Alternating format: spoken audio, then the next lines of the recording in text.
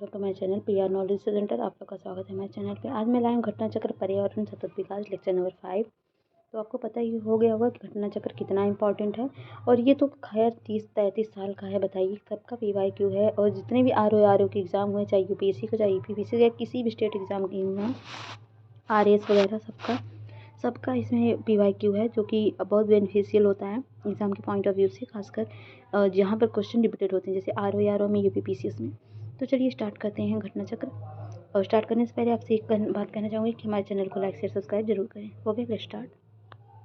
तो आज हम करेंगे हरित गृह प्रभाव एवं जलवायु परिवर्तन। तो ग्रीन हाउस इफेक्ट या हरित गृह प्रभाव क्या होता है? तो पृथ्वी पर ऊर्जा विद्युत चुम्बकीय विकिरणों के रूप में पहुंचती है, जिसे सौर ऊर्जा कहा जाता है। सौर ऊर्जा में मुख्यतः पराबैंगनी, दृष्टिगोचर और रक्त की किरण होती है। इनमें नुकसानदायक पराबैंगनी विकिरण अधिकतर ओजोन मंडल में अवशोषित हो जाती है, जबकि दृष्टिगोचर और रक्त विकिरण पृथ्वी द्वारा अवशोषित हो जाती है। चलिए मैं चित्र के माध्यम से आपको समझाती हूँ। जैसे ये ग्रीन हाउस गैस है, पृथ्वी पर जो सनलाइट आती है वो ऊपर जाती है, तो यहाँ पर ओजोन लेयर होती है जो उसको रोक के यहाँ पर पहुँचाती है। लेकिन जब इसमें छिद्र हो जाता है तो डायरेक्टली ये अंदर आते हैं, इसको अवशोषण नहीं होता है और यहाँ पर टेम्परेचर जो होता है बढ़ जाता है। ठीक है, क्योंकि रिटर्न नहीं हो पाती हैं, तो पार्थिव और रक्त किरणें रिटर्न नहीं हो पाती, इसलिए पृथ्वी का ऊष्मा बढ़ जाता है, जिसको ग्रीन हाउस गैस कहते हैं। तो कार्बन डाइऑक्साइड लगभग 66% होता है। इसमें CH4 जो होता है, मेथेन, वो होता है 16%, और CHCFC होता है 2%, नाइट्रस ऑक्साइड होता है 7%, और क्लोरोफ्लोरोकार्बन होता है 8%, और अन्य होते हैं 1%। चलिए क्वेश्चन करते हैं। ग्रीन हाउस इफेक्ट वह प्रक्रिया है जिसमें वायुमंडलीय कार्बन डाइऑक्साइड द्वारा इंफ्रारेड विकिरण अवशोषित कर लिए जाने से वायुमंडल का तापमान बढ़ता है। और हरित गृह प्रभाव का अर्थ क्या होता है? तो उसका अर्थ होता है वायुमंडल में ग्रीन हाउस गैसों के घनीकरण के कारण वायुमंडल के तापमान को बढ़ना। नेक्स्ट है ग्रीन हाउस प्रभाव क्या है? तो ग्रीन हाउस प्रभाव है गैसों के वायुमंडल में जमा होने से पृथ्वी के वातावरण का गर्म होना। नेक्स्ट है ग्रीन हाउस गैस की संकल्पना की थी जोसेफ फोरियर ने 1824 में। पर्यावरण में ग्रीन हाउस प्रभाव में वृद्धि होती है कार्बन डाइऑक्साइड के कारण। अगला है निम्नलिखित में से कौन सा गैस समूह ग्रीन हाउस प्रभाव में योगदान देता है? तो वह कार्बन डाइऑक्साइड तथा मीथेन। नेक्स्ट क्वेश्चन है, यहाँ पर आप देख सकते हैं इसका परसेंटेज दिखाया गया, जो कि मैंने बता दिया पहले ही। तो वैश्विक ताप की वृद्धि के लिए निम्न में से कौन सा गैस योगदान अधिकतम देता है? तो कार्बन डाइऑक्साइड है। ग्रीन हाउस गैस में योगदान तो सबसे ज़्यादा कार्बन डाइऑक्साइड का होता है, उसके बाद होता है मीथेन का, उसके बाद CFCS का, और फिर नाइट्रस ऑक्साइड। निम्नलिखित में से कौन सी प्राकृतिक रूप में पाई जाने वाली green house gas green house effect करती है? तो वह है जलवाष्प। और नेक्स्ट है ग्रीन हाउस गैस को मुख्य घटक होते हैं, तो इसमें carbon dioxide, methane, nitrous oxide, तो ये कई होते हैं, तो तीनों चारों होते हैं। तो निम्नलिखित में से कौन सा एक वैश्विक ऊष्मन के लिए उत्तरदायी नहीं है? तो वह है आर्गन। जलवाष्प, कार्बन डाइऑक्साइड, मीथेन तो है। नेक्स्ट है निम्नलिखित में से कौन सा हरित गृह गैस नहीं है? तो वह आर्गन है। 2022 में पूछा गया क्वेश्चन है। हरित गृह प्रभाव क्या है? तो वैश्विक ताप में वृद्धि होता है। निम्नलिखित में से कौन पदार्थ सर्वाधिक तापन उत्पन्न करने में योगदान नहीं करता? तो वह सल्फर डाइऑक्साइड, सल्फर तथा नाइट्रस ऑक्साइड। निम्नलिखित में से कौन एक प्राकृतिक रूप से वायुमंडल में पाई जाने वाली ग्रीन हाउस गैस नहीं है? तो नाइट्रोजन ऑक्साइड। नाइट्रोजन ऑक्साइड प्राकृतिक रूप में वायुमंडल में पाई जाने वाली ग्रीन हाउस गैस नहीं है। अगला क्वेश्चन है गैस जो धान के खेत में उत्सर्जित होती है तथा भूमि के तापमान में वृद्धि करती है, वो कौन सी है? वो मीथेन है। और अगला क्वेश्चन है निम्न समुच्चय में से कौन सी गैस ग्रीन हाउस गैस के लिए अत्यधिक महत्वपूर्ण है? तो है carbon dioxide, methane, nitrous oxide तथा जलवाष्प। नेक्स्ट है निम्न समुच्चय में से कौन सी गैस ग्रीन हाउस प्रभाव के लिए अत्यधिक महत्वपूर्ण है? तो वह है carbon dioxide, methane, nitrous oxide, जलवाष्प। नेक्स्ट कौन सा क्वेश्चन है निम्न में से कौन सी गैस वैश्विक उष्णता के लिए उत्तरदायी है? तो वह है कार्बन डाइऑक्साइड और मीथेन। निम्नलिखित में से कौन सा सर्वाधिक सार्वत्रिक तापमान के लिए उत्तरदायी है? तो वह है उपर्युक्त सभी, कार्बन डाइऑक्साइड, मीथेन, जलवाष्प। वैश्विक तापमान के लिए सर्वाधिक उत्तरदायी गैस कौन सी है? तो वह कार्बन डाइऑक्साइड तथा मीथेन। निम्नलिखित में से कौन सी ग्रीन हाउस गैस नहीं है? तो वह है प्रोपेन। निम्नलिखित में से कौन सी हरित गृह गैस नहीं है? तो वह है नाइट्रोजन। और है निम्नलिखित में से कौन सी ग्रीन हाउस गैस नहीं है? तो वह है हाइड्रोजन। लेकिन अगला है निम्नलिखित में से कौन एक हरित गृह गैस नहीं है? तो इसमें से हरितगृह गैस ऑक्सीजन नहीं, कार्बन डाइऑक्साइड, मीथेन और क्लोरोफ्लोरोकार्बन है। इनमें से कौन सी हरितगृह गैस नहीं है? तो इसमें से सल्फर डाइऑक्साइड, सल्फर डाइऑक्साइड तो है ई, मतलब सभी के सभी हैं। हरितगृह प्रभाव से वातावरण में निम्नलिखित में से कौन सा परिवर्तन होता है? तो इसमें जो होता है एक गलत होगा। तो वायुमंडल में बाकी तीनों सही होंगे। वायुमंडल में आर्द्रता बढ़ जाती है, जीवधारियों की संख्या बढ़ जाती है, वायु की गति बढ़ जाती है। अगला क्वेश्चन है, वायु में कार्बन डाइऑक्साइड की बढ़ती हुई मात्रा से वायुमंडल का तापमान धीरे धीरे बढ़ रहा है क्योंकि कार्बन डाइऑक्साइड सौर विकिरण के अवरक्त अंश को अवशोषित करती है। ग्रीन हाउस गैस के हाउस के प्रभाव क्या होते हैं? तो चलिए ये देख लीजिए। फसल व जैव अवशोष दहन होता है। और क्वेश्चन पे आते हैं, जलवायु परिवर्तन का कारण क्या है? तो वह है उपर्युक्त सभी, मतलब ग्रीन हाउस गैस, ओजोन परत का क्षरण, वायु प्रदूषण। नेक्स्ट है जलवायु परिवर्तन का कारण मुख्यतः निम्नलिखित में से कौन सा वजह है? तो वह है ग्रीन हाउस, ओजोन परत का क्षरण और प्रदूषण। उपयोग सभी के सभी है। निम्नलिखित गैसों में से कौन सी एक गैस धरती पर जीवन के लिए हानिकारक लाभदायक दोनों है? तो वह कार्बन डाइऑक्साइड जरूरी है क्योंकि इससे ग्रीन हाउस गैस में हेल्प मिलती है। निम्नलिखित कथनों में से कौन सा कार्बन निषेचन को सर्वोत्तम वर्णित करता है? तो वह वायुमंडल में कार्बन डाइऑक्साइड की बढ़ी हुई सांद्रता के कारण बढ़ी हुई तापमान। नेक्स्ट क्वेश्चन है, अगला क्वेश्चन है, निम्नलिखित में से कौन सा जलवायु परिवर्तन के प्रमुख कारण है? तो वह है जीवाश्मिक ईंधन का अधिकाधिक प्रज्वलन भी है, तौल चालित स्वचालित संख्या का विस्फोटन है, सौरधत्त वृद्धि नहीं है और अत्यधिक वनोन्मूलन है। तो ऑप्शन हो जाएगा बी। निम्नलिखित में से विचार करिए, आईएएस में पूछा गया क्वेश्चन है। तो पहला ऑप्शन है carbon dioxide, methane, ozone, sulphur dioxide. फसल जैव मात्रा के अवशोषण के लिए दहन के कारण वायुमंडल में परिधि में से कौन सा निर्मुक्त होता है? तो तीनों चारों के चारों होते हैं। नेक्स्ट क्वेश्चन, निम्नलिखित में से कौन सी गैस ग्लोबल वार्मिंग के लिए ज़्यादा जिम्मेदार है? तो वह कार्बन डाइऑक्साइड। नेक्स्ट है वैश्विक उत्सर्जन के लिए कारण क्या है? तो वह कार्बन डाइऑक्साइड। भूमंडलीय उष्णन की आशंका वायुमंडल में बढ़ती हुई सांद्रता के कारण बढ़ रही है, कार्बन डाइऑक्साइड की सांद्रता के कारण। वायुमंडलीय तापन का कारण क्या है? तो वह कार्बन डाइऑक्साइड में वृद्धि। निम्नलिखित में से किसे वायुमंडल के प्राकृतिक संतुलन की कार्बन डाइऑक्साइड की उपयुक्त सांद्रता मानी जाती है? तो मानी जाती है आपका ये 0.03%।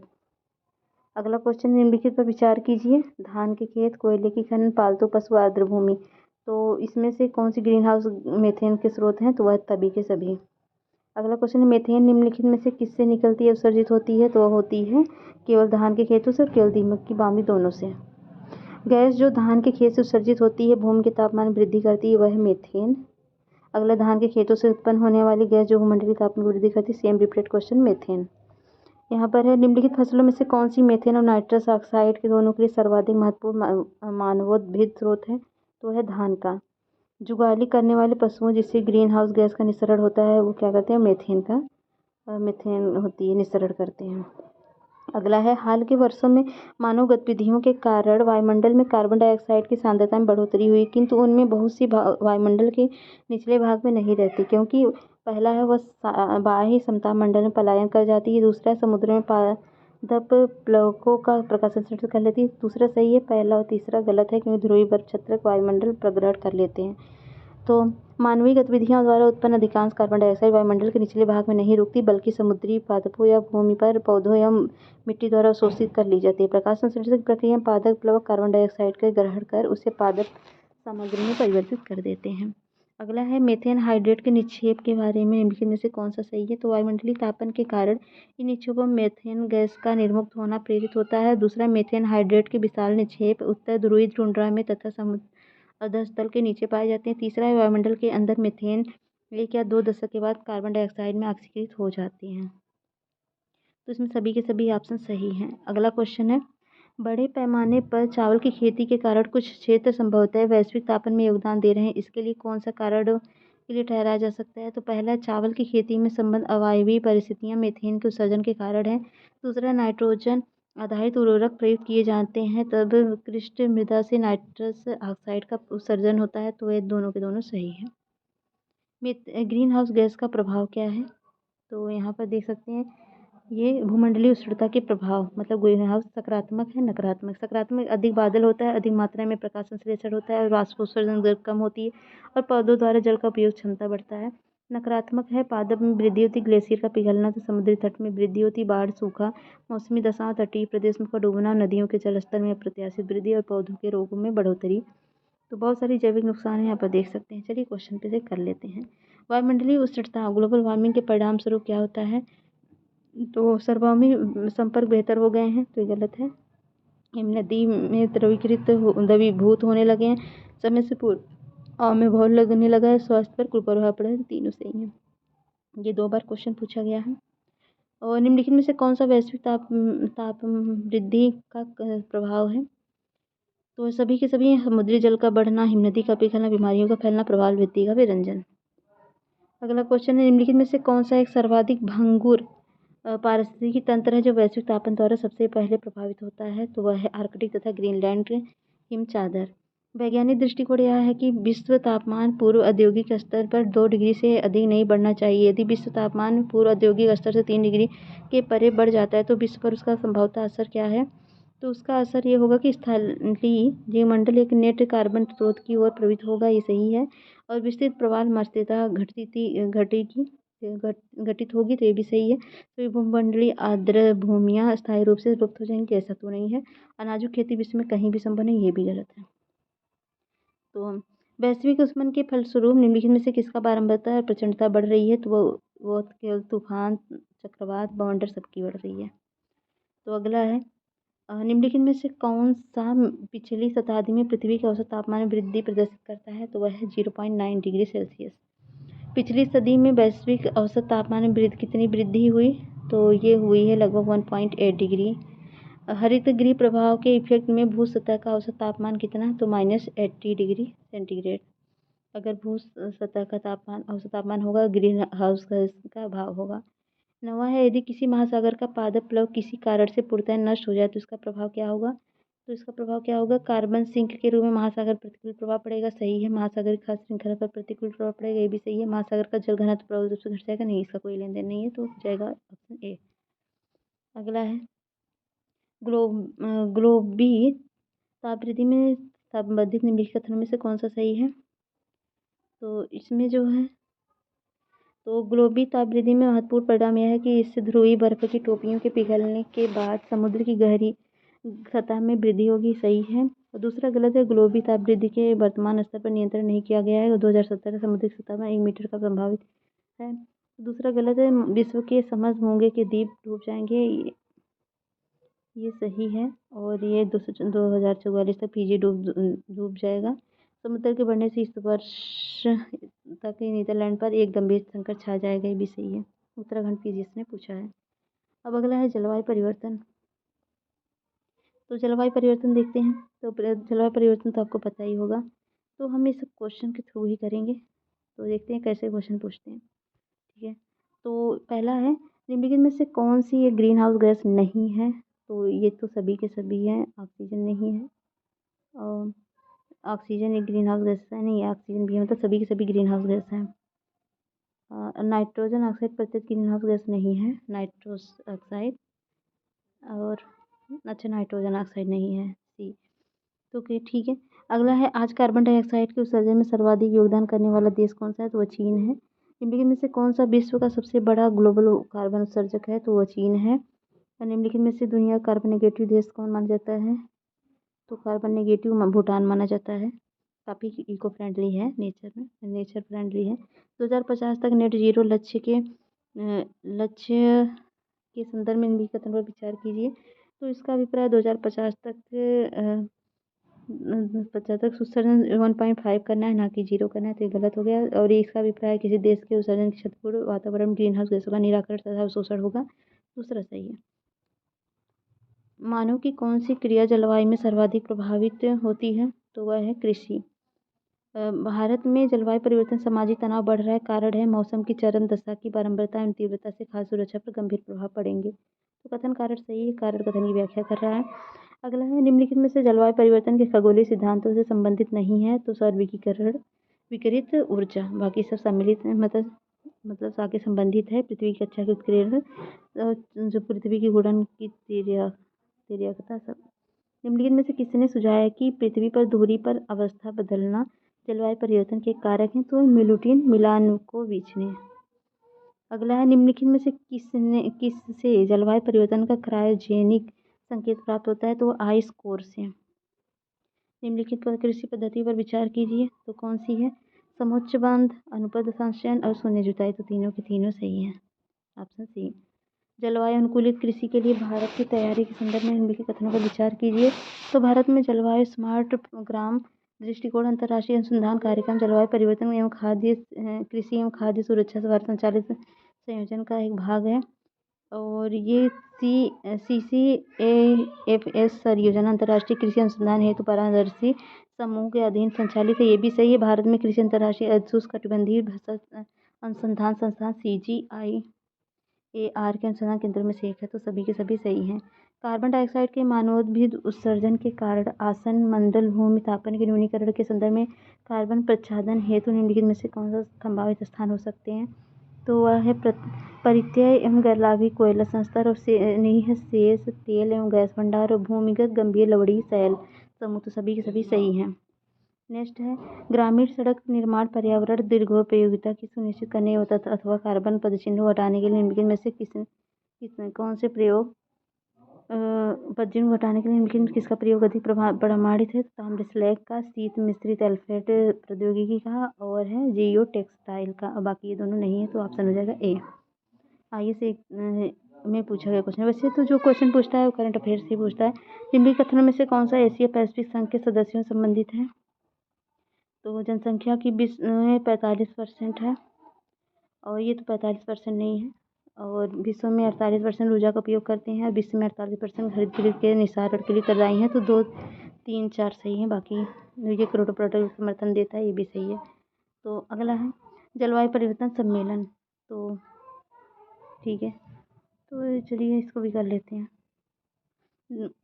यूनाइटेड नेशन फ्रेमवर्क UNFCCC एक अंतर्राष्ट्रीय संधि है जिसका गठन रियो डी जेनेरियो में 1992 में आयोजित संयुक्त राष्ट्र संघ के पर्यावरण विकास सम्मेलन में किया गया। संयुक्त राष्ट्र जलवायु परिवर्तन सचिवालय जो है momentum for change climate neutral now नामक एक पहल को लॉन्च किया, जो जलवायु तटस्थता की ओर संक्रमित वास्तविक परिणाम प्राप्त करने की व्यक्तियों, कंपनियों, सरकारों के प्रयासों से दर्शाएगी। 50 से अधिक देशों द्वारा समर्थित जलवायु परिवर्तन संयुक्त राष्ट्र 21 मार्च 1994 से प्रभावित हुआ और वर्तमान में अभी समय विश्व के 198 सदस्यों द्वारा अभिपुष्ट है। ये देखिए, वर्ष 1972 में स्टॉकहोम मानव पर्यावरण सम्मेलन, फिर 1979 में पहली वैश्विक जलवायु बैठक हुई, फिर 1988 में जलवायु परिवर्तन पर अंतर सरकारी पैनल IPCC बना, फिर 1990 में IPCC की पहली असेसमेंट रिपोर्ट आई, फिर अंतर सरकारी समझौता कमेटी INCI की पहली बैठक हुई, फिर पृथ्वी सम्मेलन रियो डी जेनेरियो में हुआ, UNFCCC टेक्स्ट अंगीकृत हुआ, फिर 1995 में पहली कॉन्फ्रेंस पार्टी COP फर्स्ट बैठक बर्लिन में हुई, फिर 1997 में क्योटो प्रोटोकॉल अंगीकृत हुआ जिसमें पहली प्रतिबद्धता सीमा वर्ष 2008 से भारत तक चली, फिर 2001 में माराकेश समझौता हुआ, फिर इसमें $100 बिलियन 2020 तक एकत्रित करने का लक्ष्य रखा गया, फिर क्योटो प्रोटोकॉल को क्रियान्वित करने हेतु विस्तृत नियमों का प्रावधान किया गया, फिर वर्ष 2005 में क्योटो प्रोटोकॉल प्रभाव में आया और MOP1 की पहली बैठक हुई। 2007 में बाली रोड मैप तैयार हुआ और बाली एक्शन प्लान हुआ, फिर 2009 में कोपेनहेगन समझौता हुआ और 2010 में कानपुर समझौता हुआ और हरित जलवायु कोष ग्रीन क्लाइमेट फंड हुआ, फिर 2011 में डरबन प्लेटफॉर्म आया, फिर 2020 में नई वैश्विक जलवायु व्यवस्था बनाने में सहमति हुई, फिर वर्ष 2012 में दोहा वार्ता शुरू हुआ और फिर क्या हुआ, ग्रीन हाउस गैस में उत्सर्जन को 1930 के स्तर की तुलना में 18% घटाने का लक्ष्य हुआ, फिर वार्सा सम्मेलन हुआ, अनफ्रेड+ की प्रस्तुति हुई, फिर 2014 में लीमा वार्ता हुई जिसमें समान किंतु विभेदीकृत जिम्मेदारियों का सिद्धांत आया, फिर इस बैठक के लिए पृष्ठभूमि तैयार की गई। 2015 में पेरिस समझौता हुआ, औद्योगिकरण के पूर्व के स्तर में वैश्विक तापमान को 2 डिग्री की वृद्धि नहीं रोकने के लिए कहा गया, वृद्धि नहीं की जाए, और वर्ष 2016 में माराको सम्मेलन हुआ और 2017 में वान सम्मेलन हुआ और क्वाड्रियो जलवायु परिवर्तन 2018 में हुआ, फिर मैड्रिड स्पेन जलवायु परिवर्तन 2019 में हुआ, फिर 2021 में हुआ COP26 यूनाइटेड किंगडम में, COP27 हुआ शर्म अल शेख मिस्र 2022 में, और UAE में अभी भी हो रहा है 2028 में प्रस्तावित, जो कि अभी हो रहा है। आप न्यूज़ अगर देख रहे हैं तो पता चल रहा होगा आपको। 50 से अधिक देशों द्वारा समर्थित जलवायु राष्ट्र मौसम परिवर्तन समझौता कब प्रभावित हुआ? तो ये प्रभावित हुआ था 21 मार्च 1994 को। दूसरा, 2015 में पेरिस UNFCCC में बैठक हुए समझौते के संदर्भ में निम्नलिखित कथन में से कौन सा सही है? तो इसमें केवल दूसरा सही है, बाकी आप देख लीजिए, इसको पढ़ लीजिएगा। और नेक्स्ट क्वेश्चन है, वह 2015 में जलवायु परिवर्तन सम्मेलन कहाँ हुआ? तो 2015 में हुआ था पेरिस में। और पेरिस में निम्नलिखित में से कौन सा संयुक्त राष्ट्र जलवायु परिवर्तन सम्मेलन में संपन्न हुआ था? तो 21वां हुआ था। 2021 में 26वें संयुक्त राष्ट्र जलवायु सम्मेलन COP29 आयोजित कहाँ हुआ? तो COP29 ग्लासगो में। और जलवायु परिवर्तन पर संयुक्त राष्ट्र सम्मेलन COP21 आयोजित हुआ था, यह हुआ था पेरिस में। और UNFCCC COP26 अधिवेशन भारत द्वारा दी गई प्रतिबद्धता के संदर्भ में क्या सही नहीं है? तो ये सही नहीं है इसमें कि भारत 2030 तक अपनी ऊर्जा जरूरतों का 60% पूर्ति अक्षय ऊर्जा में करेगा, तो ये गलत है, बाकी सब सही है। ये 50% की बात की गई थी, ना कि 60। United nation framework convention on climate change में अंतर्राष्ट्रीय संधि किसका गठन है? तो वह गठन है रियो डी जेनेरियो में 1992 में संयुक्त राष्ट्र संघ के पर्यावरण विकास सम्मेलन UN conference on environment and development में किया गया, तो ये भी है। अगला है momentum for change climate neutral, यह पहल किसके द्वारा प्रस्तावित की गई? तो यह UNFCCC सचिवालय द्वारा। जलवायु परिवर्तन पर संयुक्त राष्ट्र संघ का कन्वेंशन ढांचा किससे संबंधित है? तो वह है किसी से भी नहीं, क्योंकि जलवायु परिवर्तन संयुक्त संघ कन्वेंशन द्वारा ग्रीन हाउस गैसों के उत्सर्जन में कमी लाने संबंधित है, और ज्ञातव्य कि CO2 ग्रीन हाउस गैसों के अंतर्गत आती है। अगला निम्नलिखित में से कौन सा कथन हरित जलवायु कोष के लिए सही नहीं है? तो इसकी स्थापना डरबन में आयोजित जलवायु सभा में हुई थी, ये गलत है, क्योंकि संयुक्त राष्ट्र जलवायु परिवर्तन सम्मेलन 2010 में कानकुन में मैक्सिको 29 नवंबर मतलब 10 दिसंबर 2010 के मध्य आहूत हुआ था। यह विकासशील देश में कार्यक्रम नीतियों का समर्थन करेगा, ये सही है। और विकसित देश इसके लिए कोष प्रदान करेंगे, ये भी सही है। कोष 2014 के कार्य में प्रारंभ होगा, ये भी सही है। हरित जलवायु निधि के बारे में निम्नलिखित में से कौन सा कथन सही है? तो पहला सही है, यह विकासशील देशों को जलवायु परिवर्तन का सामना करने हेतु न्यूनीकरण और अनुकूलन पद्धति में सहायता करता है, सही है। UNEP OECD एशिया विकास बैंक और विश्व बैंक के तत्वाधीन में स्थापित किया गया है, तो दूसरा गलत है। 2015 का क्वेश्चन है इसका। और ये पृथ्वी काल के संदर्भ में निम्नलिखित कथनों में से कौन विचार कीजिए? UNEP और यूनेस्को का उपक्रमण है, तो ये गलत है। यह एक आंदोलन है जिसमें प्रतिभागी प्रतिवर्ष एक निश्चित दिन एक घंटे की बिजली बंद करते हैं, ये सही है। जलवायु परिवर्तन पृथ्वी को बचाने के लिए आवश्यकता के बारे में जागरूकता फैलाता है, तो 2-3 सही है। अगला है संयुक्त राष्ट्र जलवायु कार्यक्रम सम्मेलन 2019 का आयोजन निम्न में से किस शहर में हुआ? तो वो हुआ था न्यूयॉर्क में। और अगला है मैनचेस्टर विश्वविद्यालय के वैज्ञानिक ने हाल ही में भू अभियांत्रिक पैसिफिक महासागर के ऊपर चमकीले बादल उत्पन्न कर ग्लोबल वार्मिंग के बढ़ने पर रोक लगाने का सुझाव दिया। इसकी पूर्ति के लिए वातावरण में क्या छिड़का जाता है? तो समुद्री जल को छिड़का जाता है। और अगला है क्योटो प्रोटोकॉल तथा प्रोटोकॉल व संधियाँ। तो क्योटो प्रोटोकॉल एक अंतर्राष्ट्रीय समझौता जो UNFCCC से संबंध है। ये ग्रीन हाउस गैसों के निष्कास को कम करने में संबंधित है, ना कि ग्रीन हाउस गैस को निकास को कम करता है, ना कि ग्रीन हाउस गैस को, ठीक है। अगला है जापान के क्योटो में 11 सितंबर 1997 को UNFCCC के तीसरे सम्मेलन में क्योटो प्रोटोकॉल को स्वीकृति मिली।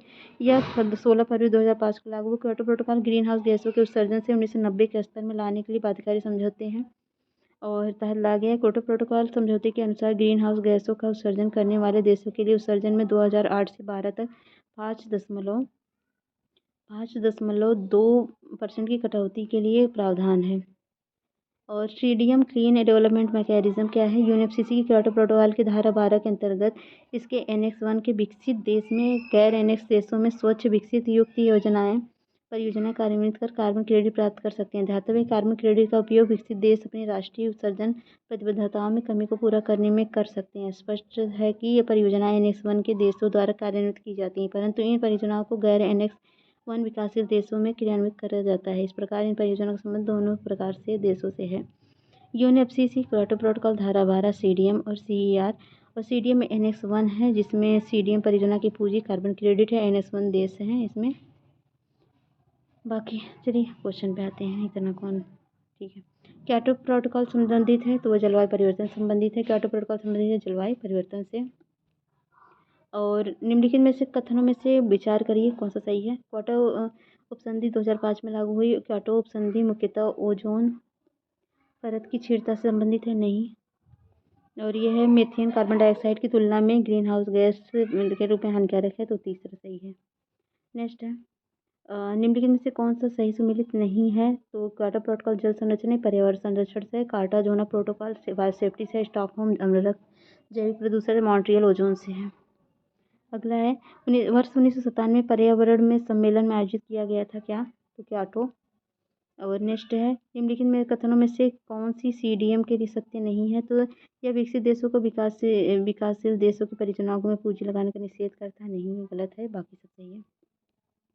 अगला है ग्रीन हाउस गैस प्रोटोकॉल क्या है? तो यह सरकार द्वारा व्यवसाय को नेतृत्व देने वाले व्यक्तियों के लिए ग्रीन हाउस गैस उत्सर्जन को समझने, परिणाम निर्धारित करने एवं प्रबंधन हेतु अंतर्राष्ट्रीय लेखाकार साधन है।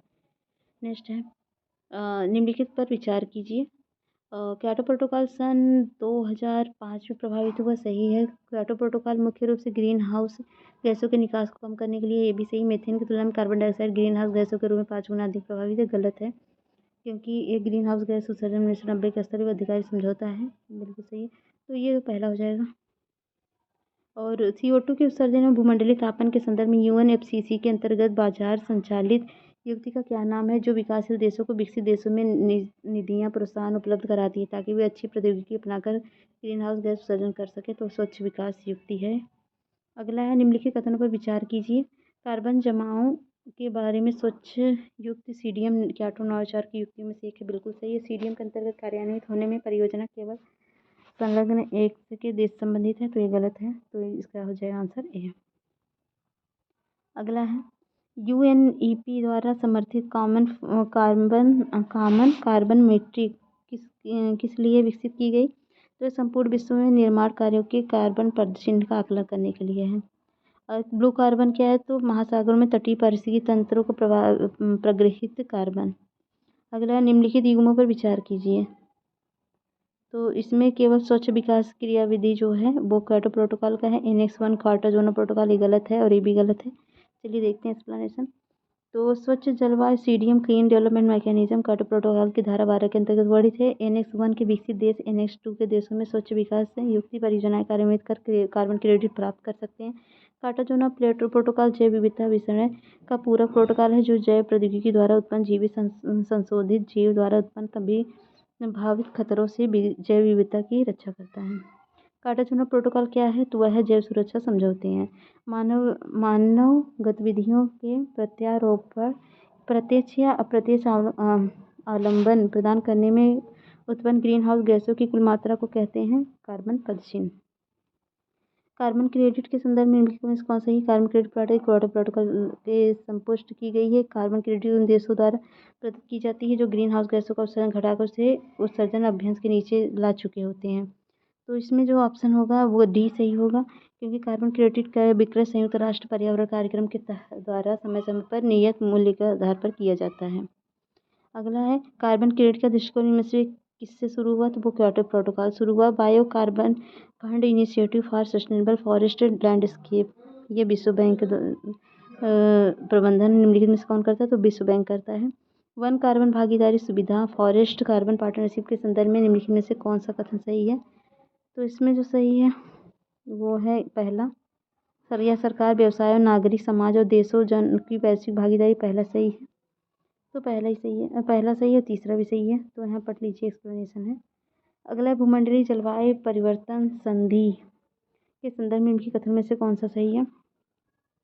तो इसमें जो है यह यूरोपीय संघ की पहल है, ये सही है। ये लक्ष्यहीन विकासशील देशों से उनकी विकास नीतियों और बजटों में जलवायु परिवर्तन के एकीकरण हेतु तकनीकी एवं वित्तीय सहायता प्रदान करती है, ये भी सही है। इसका समन्वय विश्व संसाधन संस्थान और साधारण विकास हेतु विश्व व्यापार परिषद द्वारा किया जाता है, ये गलत है। तो यहाँ पर एक्सप्लेनेशन दिया है, पढ़ लीजिएगा। निम्नलिखित में से कौन सा विश्व का पहला देश है जिसने भूमंडलीय तापन में प्रतिकरण के लिए कार्बन टैक्स लगाने का प्रस्ताव रखा? तो वह है न्यूजीलैंड। कार्बन टैक्स उन स्रोतों पर लगाया जाने वाला कर है जो वातावरण में कार्बन डाइऑक्साइड को उत्सर्जन करते हैं। निम्नलिखित में से किस देश में ग्रीन हाउस गैस के उत्सर्जन हेतु कमी करने हेतु 2019 में कार्बन टैक्स लगाने की घोषणा की गई? तो सिंगापुर में। और गहरी कार्बन वेधशाला के संबंध में निम्नलिखित कथनों पर विचार कीजिए। तो यह वैश्विक अनुसंधान कार्यक्रम कार्बन की भूमिका को आगे बढ़ाने के लिए ये सही है। ये गहरी माइक्रोबियल पारिस्थितिकी तंत्र के क्षेत्रीय अवलोकन के लिए ये भी सही है, तो सी सही है। अगला है जलवायु कार्रवाई ट्रैकर देशों के उत्सर्जन में अपचयन के लिए दिए गए वचनों की निगरानी करता है। क्या है वो? तो अनुसंधान संगठनों के गठबंधन द्वारा निर्मित डेटाबेस है। अगला है निम्नलिखित पर विचार कीजिए। तो इसमें क्या है? जलवायु समूह एक अंतर्राष्ट्रीय गैर लाभकारी संगठन है जो नेटवर्क बनाकर जलवायु प्रक्रिया को प्रेरित कर उन्हें चलाता है। सही है। अंतर्राष्ट्रीय ऊर्जा एजेंसी ने जलवायु भागीदारी की वैश्विक पहल EP100 शुरू की। गलत है। EP100 ऊर्जा दक्षता के नव प्रवर्धन प्रेरित करने और उत्सर्जन न्यूनीकरण लक्ष्यों को प्राप्त करने के लिए प्रतिस्पर्धात्मक बढ़ाने के लिए प्रतिबद्ध अग्रणी कंपनियों को साथ लाता है। कुछ भारतीय कंपनियां EP100 की सदस्य हैं। तो इसमें जो है ये 1, 3, 4 सही है, बाकी सब गलत है, 5वां भी गलत है। तो IAS 2022 में पूछा गया क्वेश्चन है जलवायु परिवर्तन के परिप्रेक्ष्य में भारत की कार्य योजना। तो जून 2008 में तत्कालीन प्रधानमंत्री मनमोहन सिंह ने जलवायु परिवर्तन पर भारत की प्रथम राष्ट्रीय क्रिया योजना को जारी किया है था। 30 जून 2008 को जलवायु परिवर्तन पर भारत की राष्ट्रीय कार्य योजना का शुभारंभ किया गया था। राष्ट्रीय कार्य योजना 8 राष्ट्रीय मिशनों पर ध्यान केंद्रित करती है। भारत के राष्ट्रीय जलवायु परिवर्तन national action plan on climate change के अंतर्गत निम्नलिखित 8 राष्ट्रीय मिशन कौन से हैं? तो यह नेशनल सोलर मिशन है, national mission for the enhance energy efficiency है, national mission on the sustainable habitat, national water mission है, national mission for the sustainable Himalayan ecosystem, national mission for the green India, national mission for the sustainable agriculture, national mission for the strategic knowledge for climate change. और ये देखिए भारत के INDC सकल घरेलू उत्पाद उत्सर्जन, इसमें सकल घरेलू उत्पाद उत्सर्जन भारत के INDC सकल घरेलू उत्पाद उत्सर्जन की तीव्रता को 2005 के स्तर में तुलना में 2030 तक 45% कम करना है और 2030 तक गैर जीवाश्म ईंधन आधारित 50% संचित विद्युत संस्थापित क्षमता प्राप्त करनी है और आर्थिक समृद्धि हेतु जलवायु अनुकूलन व स्वच्छता मार्ग का अनुसरण करना है और अतिरिक्त वन वृक्षारोपण के माध्यम 2030 तक 2.5 से 3.3 मिलियन टन कार्बन सिंक का निर्माण करना है। तो चलिए क्वेश्चन करते हैं। भारत की जलवायु परिवर्तन का प्रथम राष्ट्रीय कार्य योजना प्रकाशित हुई ये 2008 में। निम्नलिखित में से कौन सा भारत सरकार की जलवायु कार्य योजना क्लाइमेट के 8 मिशन सम्मिलित नहीं था? तो वह नहीं है 8वीं पूरी जो बाकी है। जलवायु परिवर्तन पर भारत की प्रथम राष्ट्रीय कार्य योजना कब लोकार्पित की गई? तो वह है 2008 में। अगला है राष्ट्रीय हरित मिशन भारत निम्नलिखित में से किन राज्यों में मौजूदा वनों का घनत्व सुधार करने के लिए उद्देश्य भारत सरकार द्वारा शुरू की गई? तो झारखंड। नेक्स्ट है निम्नलिखित में से कौन से भारत के राष्ट्रीय जलवायु परिवर्तन कार्य योजना के 8 मिशन में शामिल नहीं है? तो वह नाभिकीय शक्ति है। अगला है किसके सहयोग से झारखंड राज्य जलवायु केंद्र के स्थापित कर दिया? तो वो है संयुक्त राष्ट्र विकास कार्यक्रम। जलवायु परिवर्तन पर झारखंड कार्य योजना किस वर्ष प्रकाशित हुई? तो हुई थी 2013 एवं 14 में। अब इस राष्ट्रीय निर्धारित अंशदान पद को कभी कभी समाचारों में देखा गया। तो जलवायु परिवर्तन का सामना करने के लिए विश्व के देश पर बनाई गई कार्य योजना है ये। अगला है झारखंड जलवायु कार्य योजना रिपोर्ट 2014 के अनुसार सबसे संवेदनशील जिला कौन सा है? तो वह सरायकेला खरसावां था। ये झारखंड PCS में पूछा गया क्वेश्चन है। निम्नलिखित में से किस देश में विश्व तापमानों पर आंकड़े इकट्ठा करने के लिए वैश्विक वायुमंडल चौकसी स्टेशन स्थापित नहीं किया गया? तो वह भारत। निम्नलिखित में से कौन सा कथन 2011 की विश्व बैंक के साथ हुई उत्सर्जन ह्रास करार समझौते के बारे में सही नहीं है? समझौते पर हस्ताक्षर विश्व बैंक और भारत सरकार के द्वारा किया गया। तो गलत है।